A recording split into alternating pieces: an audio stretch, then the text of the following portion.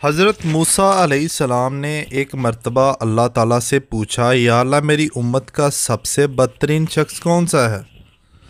اللہ تعالیٰ نے فرمایا، کل صبح جو شخص تمہیں سب سے پہلے نظر آئے وہ آپ کی امت کا بدترین انسان ہے۔ حضرت موسیٰ علیہ السلام صبح جیسے ہی گھر سے باہر تشریف لائے، ایک شخص اپنے بیٹے کو کندھے پر بٹھائے ہوئے گزرا۔ حضرت موسیٰ علیہ السلام نے دل میں سوچا، اچھا تو یہ ہے میری امت کا سب سے برا انسان۔ تو پھر آپ اللہ تعالیٰ سے مخاطب ہوئے اور کہا، یا اللہ میری امت کا سب سے اچھا انسان کون ہے، اسے دکھائیں۔ اللہ تعالیٰ نے فرمایا، شام کو جو شخص سب سے پہلے آپ سے ملے وہ آپ کی امت کا سب سے بہترین انسان ہے۔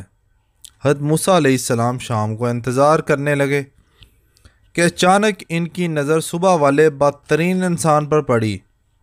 یہ وہی شخص جو صبح ملا تھا۔ حضرت موسیٰ علیہ السلام نے اللہ سے کلام کیا، یا اللہ یا رب کریم، یہ کیا معجزہ ہے؟ جو شخص بدترین تھا وہی سب سے بہترین کیسے ہو سکتا ہے؟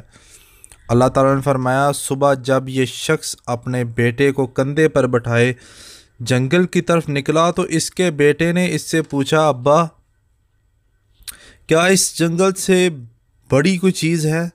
تو اس نے کہا، ہاں بیٹا، یہ پہاڑ جنگل سے بھی بڑے ہیں۔ بیٹا بولا، ابا ان پہاڑوں سے بھی بڑی کوئی شے ہے؟ وہ بولا، ہاں بیٹا، یہ آسمان پہاڑوں سے بھی بہت بڑا ہے اور بہت وسیع ہے اور عریض ہے بیٹے، اس آسمان سے بڑی بھی کوئی چیز ہے؟